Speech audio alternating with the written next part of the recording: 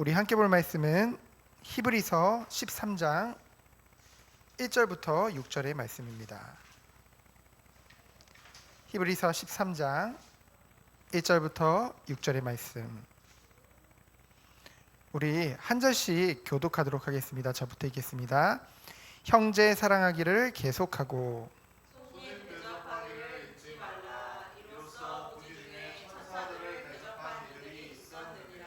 너희도 함께 갇힌 것 같이 갇힌 자를 생각하고 너희도 몸을 가졌은즉 학대받은 자를 생각하라. 모든 사람은 결혼을 귀히 여기고 침소를 더럽히지 않게 하라. 음행하는 자들과 간음하는 자들을 하나님이 심판하시리라. 돈을 사랑하지 말고 있는 바를 족한 줄로 알라. 그가 친히 말씀하시기를 내가 결코 너희를 버리지 아니하고 너희를 떠나지 아니하리라 하셨느니라. 그러므로 우리가 담대히 말하되 주는 나를 돕는 이시니 내가 무서워하지 아니하겠노라. 사람이 내게 어찌하리요 하노라. 아멘.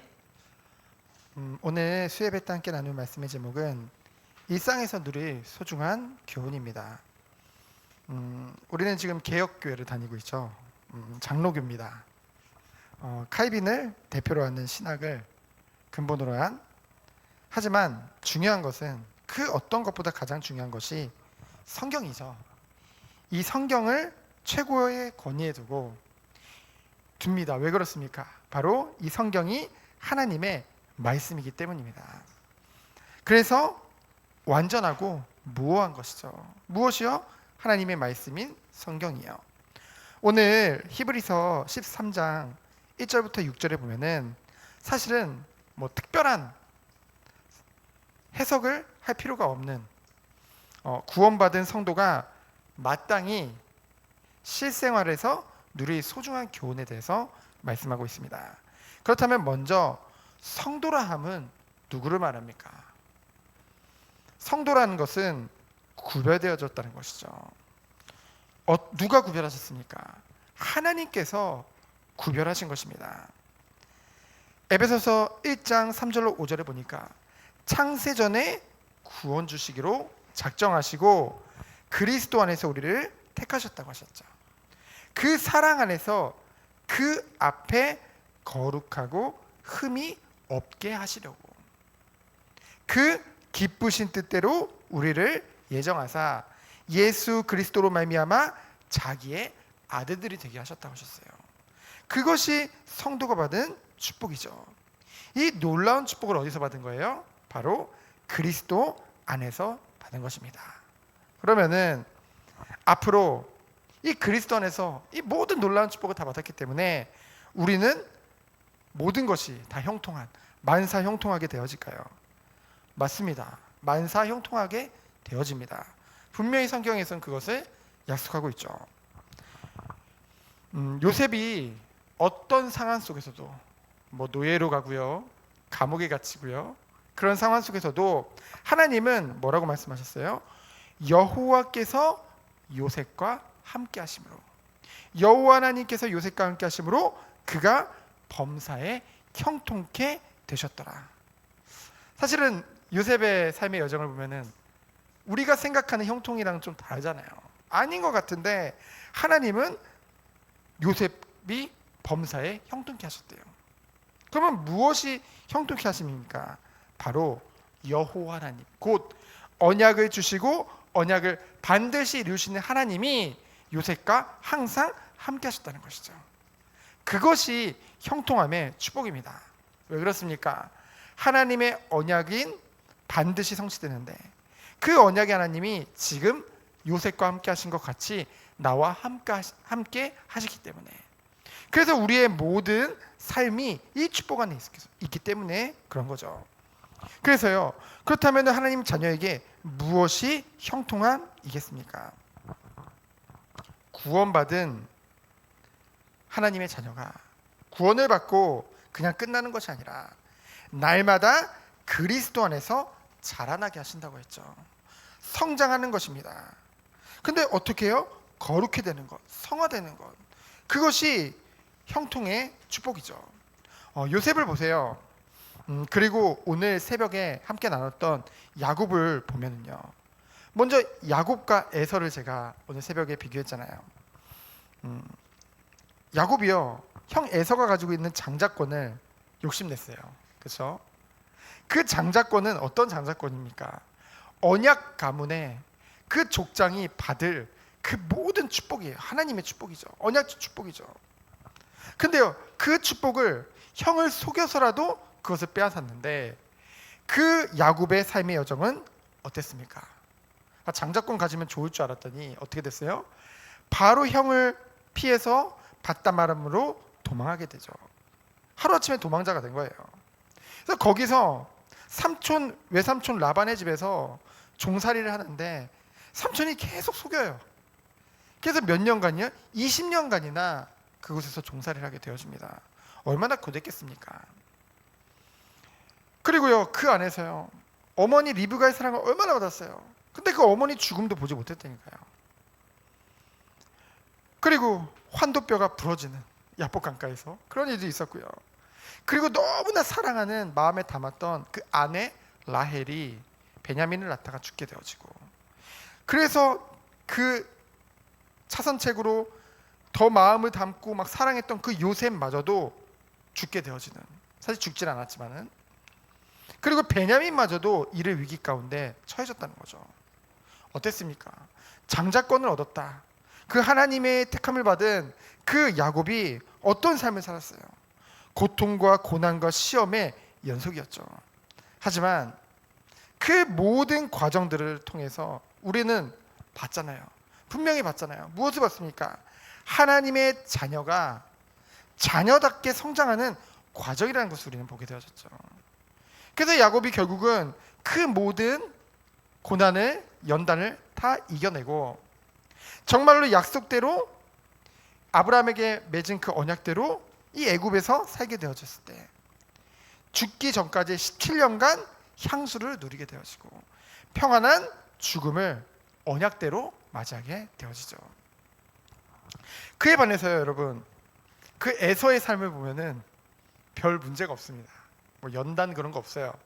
자기가 하고 싶은 대로 다 하면서 사는 것 같아요. 세상에 이름도 명성도 날리고요. 많은 부분들의 응답을 받고 참 잘 먹고 잘 사는 것 같아 보입니다. 여러분, 어떤 삶을 선택하기 원하나요?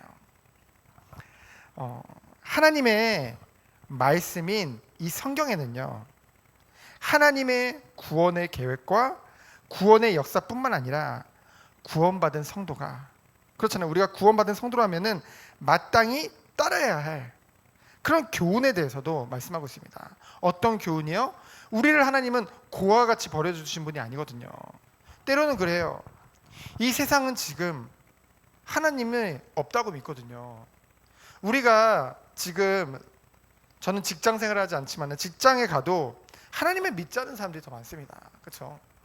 하나님이 없다고 하는 그곳에서 우리를 하나님은 고와 같이 버려주지 않으셨어요. 근데 우리는 때로는 그런 느낌 들잖아요. 뭔가 세상 가운데 나 혼자 있는 것 같은, 다 하나님을 믿지 않고 다 예수님을 믿지 않고 다 교회를 싫어하는데 나만 남아있는 것 같은. 그러나 하나님은 어떤 상황 속에서도 우리와 함께 하시며 그 인간, 이 세상이라는 사회 안에서도 승리할 수밖에 없는 그 비밀을 이 성경 말씀에서 우리에게 말씀하고 있다는 거죠.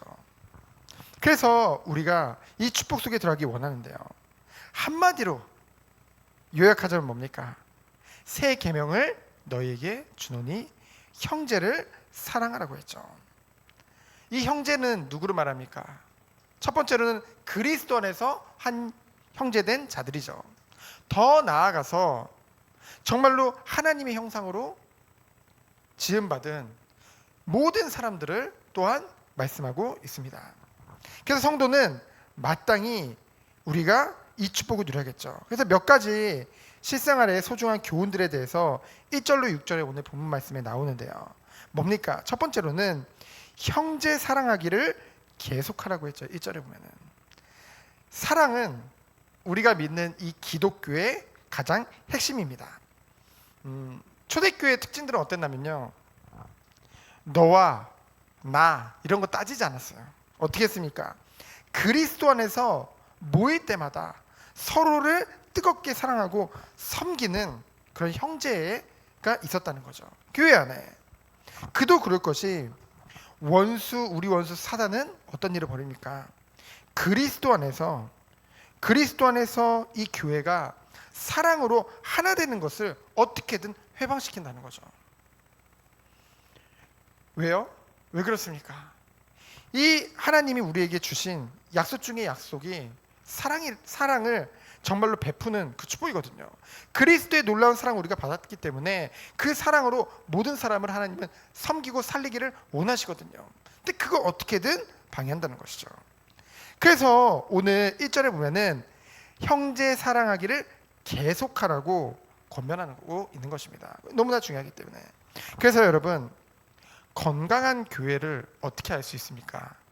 그 교회 안에 정말로 사랑이 있느냐, 그것이 중요한 기준이 될 수 있다는 것이죠. 그렇죠? 이 건강한 교회의 기준이 바로 형제 사랑. 그래서 이 교회는 사랑이 없어, 뭐 그런 얘기들도 많이 하죠.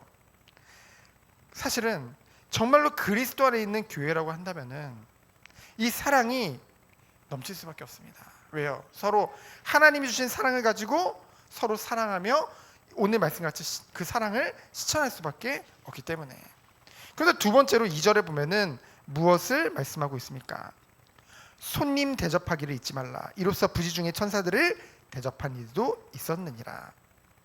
마태복음 10장 42절에 보면은 낯선 이웃에게까지 온정을 베푸는 것, 그것이 모든 성도가 그리스도의 사랑을 쫓아서 실천하는 그런 덕목이라고 말씀하고 있습니다.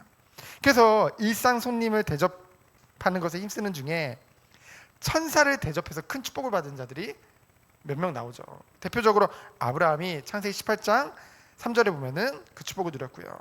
그리고 롯이 창세기 19장 2절에 보면은 그 천사들을 섬기는 중에 큰 축복을 받는 은혜를 누리게 되어집니다. 그래서 이것은 무엇을 말하냐면요, 손님을 대접한다. 우리는 그렇잖아요. 우리에게 유익이 주는 자들을 보통은 섬기고 그렇게 하거든요. 근데 그것이 아니라 누구든지 하나님이 주시는 은혜를 가지고 섬길 수 있는 것이 정말로 크리스찬이 다른 모든 불신자들과 다른 그런 축복을 가진 사람이라는 증거라는 거죠. 그러면서 3절에 보면은 무엇을 말합니까? 너희도 함께 갇힌 것 같이 갇힌 자를 생각하고 너희도 몸을 가졌은즉 학대받는 자를 생각하라. 초대교회 당시에는요, 그 유대인들과 로마인들이 이 기독교인들을 굉장히 박해했습니다. 그래서 감옥에 가두는 것은 기본이고요, 뭐 돌로 쳐 죽이기도 하고요, 원형 경기장에다가 맹수들을 풀어놓고 거기다가 기독교인들을 어떻게 했어요? 풀어놔가지고 막 그 맹수들한테 막 찢겨서 막 잡아먹히고 그런 것들을 그 원형 경기장에서 다 구경했다니까요, 로마인들이. 그런 구경거리로 만들었어요. 게다가 이유 없이 그냥 죽이기도 하고요, 그 재산을 다 몰수하기까지도 하고요. 그런 이들이 비일비재했다는 것이죠, 초대교회 당시에는요. 그래서 오늘 말씀은 무엇입니까? 다행히 그 같은 화를 면한 성도들이 나는 괜찮으니까, 나는 아무 피해 없으니까 나만 잘 살면 되지, 그것이 아니라 우리를 그리스도 안에서 한 지체로 부르셨잖아요. 그래서 뭐예요? 사도행전 12장 5절에 보면은 함께 기도하라는 거죠. 그렇죠? 우리가 한 지체이기 때문에 그 갇힌 자들을 위해서, 그들의 안녕을 위해서 서로 기도하라는 것입니다. 시험이 오고요, 고난이 오고요, 어려움이 오고요, 교회 안에서 그런 일들이 너무나도 많이 일어납니다. 근데요, 요즘은요, 교회들이 교회 안에서마저도 개인주의로 가요. 그렇죠? 그래서 감사한 거는 우리 교회는 워낙 작아가지고 누가 조금 아프고 조금 문제 있고 그러면 서로 알잖아요. 그러니까 서로 기도해주고, 그게 사실은 굉장한 복이라니까요. 그렇죠? 초대교회가 그 축복을 누렸어요. 사실은 사람이 핍박을 받으면 받을수록, 어려움과 고난이 커지면 커질수록 서로를 의지하고 서로를 생각할 수밖에 없거든요. 그 은혜가 이 초대교회 당시에 있었다는 거죠. 그래서 뭡니까? 그렇기 때문에 우리 또한 몸을 가졌기 때문에 그런 학대받는 자들을 생각하라는 거죠. 그래서 우리가 정말로 기도하는 공동체의 축복을 우리 교회에게 주신 것입니다. 그래서 우리는 정말 사랑 안에서 서로 섬기고 서로를 위해서 기도해 주는 축복이 있기를 축원드립니다. 그러면서 네 번째는 무엇입니까? 하나님께서는 반드시 심판한다고 4절에 나오죠. 무엇을 하는 자들에게요? 음행하는 자들을 반드시 하나님은 심판하시겠다고 약속하고 있습니다. 지금 현대 사회에서 보면은 너무나 이 성적으로 문란하고 이 성적으로 너무나도 타락한 것들을 너무나도 많이 보게 되거든요. 이제는 뭐 동성애도요 아무렇지도 않게, 그렇죠? 이제는 뭐 방송 그런 데서 예전에 뭐 심의 규정에 막 걸리고 막 이래가지고 그런 것도 잘 방영을 못하더니 요즘은 뭐 차별금지법이다 뭐다 뭐 말이 많잖아요. 그러면서 그 모든 것이 마치 자연스러운 것 같이, 교육마저도 지금 저기 유럽이나 미국에서는요 성에 대해서도요 남자 여자뿐만이 아니라 여러 가지 성에 대해서 지금 공교육에서 가르치고 있다니까요. 그 교육 방식이 지금 우리나라에까지 왔습니다. 그래서 이제는 저기 지금 뒤에서 놀고 있는 저 어린 아이들이 받을 교육은요 지금 남자 여자 성뿐만이 아니라 여러 가지 성을 배우는, 공교육에서 그런 것을 가르치는 그 시대가 와버렸다니까요. 얼마나 큰 문제입니까? 그러면서 또 무엇을 말합니까? 5절에 보면은 돈을 사랑하지 말고 있는 바를 족한 줄로 알라고 했죠.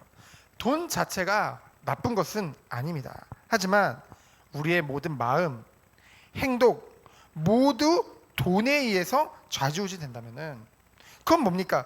돈이 우리에게 우상이 된 것이죠.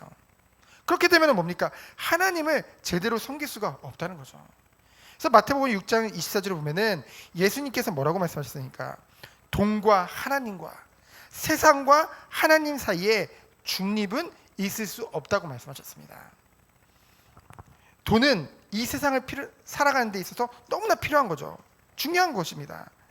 하지만 그것이 우리 삶을 전적으로 지배하거나 추구하는 절대 목표가 될 수 없다는 것이죠. 그래서 뭡니까? 바울은 디모데전서 6장 10절에 보면은 돈을 멀리하라고 했고요.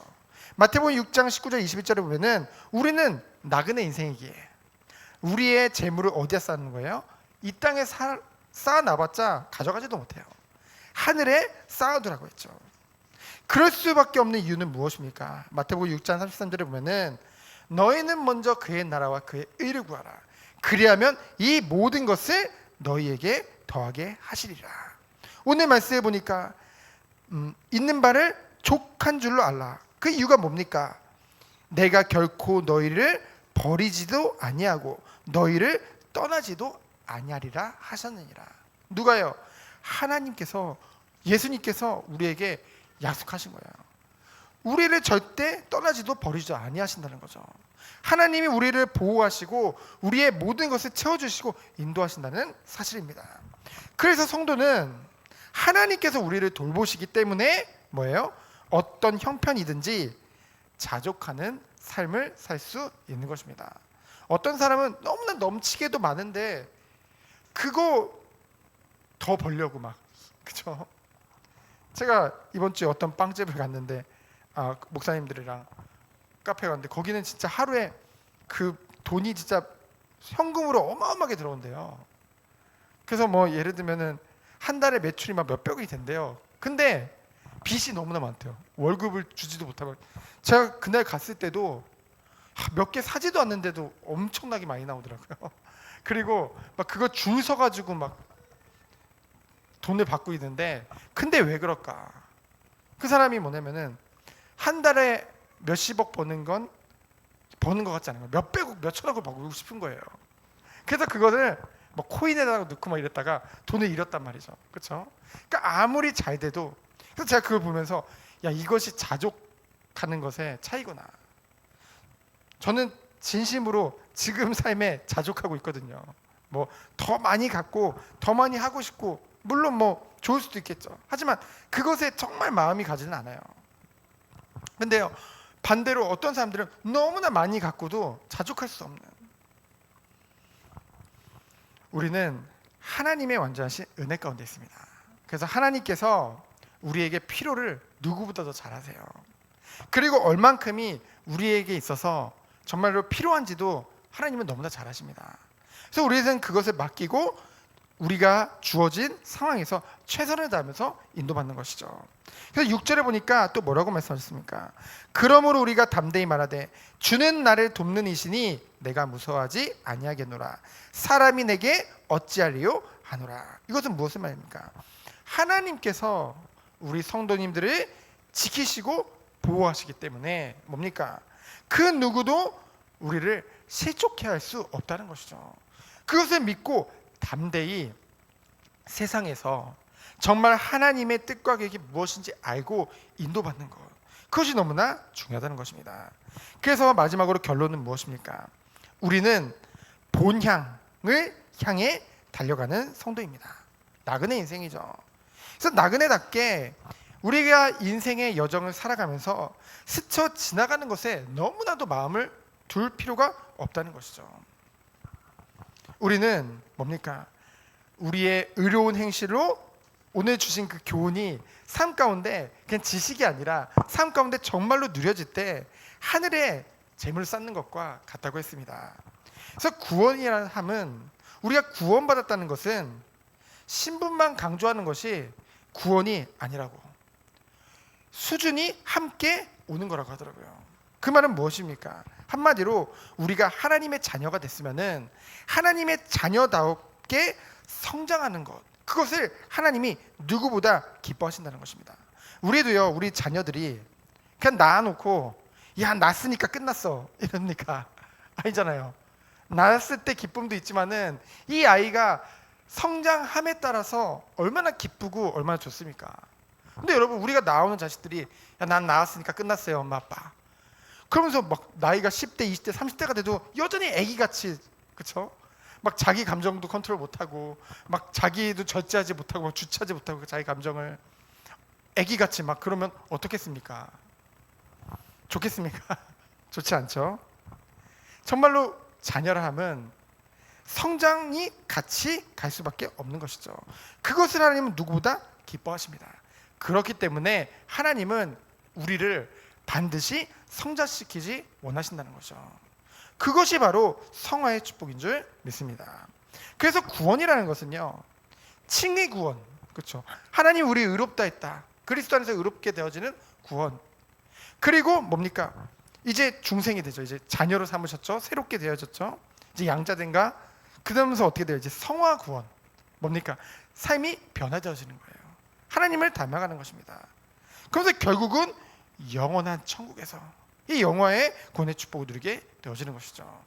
그래서요, 우리 구원은 맞습니다. 이미 칭의로 말미암아 우리의 구원은 그리스도가 이미 끝낸 거예요. 하지만 그리스도 안에서 날마다 구원을 이루어가는 것, 그것이 하나님이 우리에게 주신 축복인 줄 믿습니다.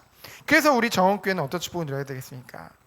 기도의 정원을 통해서 우리 모든 성도님들이 지체의식을 가지고 서로 누구보다 사랑하며 그리스도 안에서 함께 성장하는 교회인 줄 믿습니다.